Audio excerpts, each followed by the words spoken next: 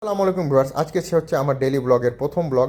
আর সকালটা শুরুয়াত করে নিলাম ওটসের সঙ্গে, কারণ ওটস খাওয়া একটা হেলদিকর খাবার, তো তাই আমি ওটসই খাই এখন, যেহেতু হেলদি লাইফস্টাইল মেনটেন করি তাই।